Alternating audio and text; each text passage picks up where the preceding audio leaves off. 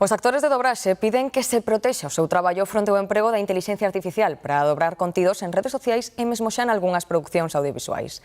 Hai casos en que a tecnoloxía fai uso das súas voces sen consentimento.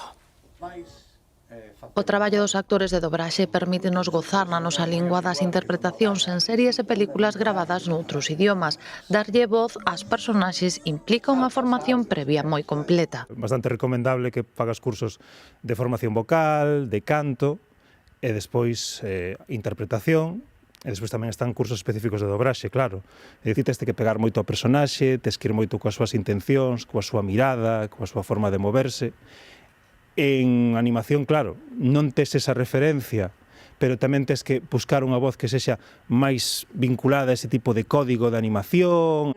Os profesionais denuncian que nos últimos tempos se crean contidos con locucións xeradas por inteligencia artificial, sobre todo en redes sociais, pero tamén nalgunhas plataformas de produción audiovisual.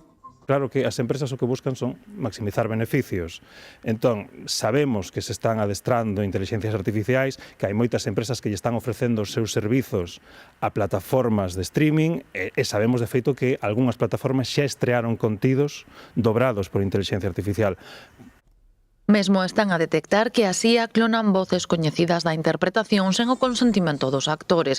Por iso piden un regulamento que protexo os seus dereitos fronte a estas apropiacións, porque por moito que avanza a tecnoloxía, as voces sintéticas non van superar momentos tan míticos como estes. Mala? Estaba bébeda. Non é así, Suelen. Sí. Non sei de onde tiras esas ideas, miolos de láser. E ti ris, furabolos? Arrañada.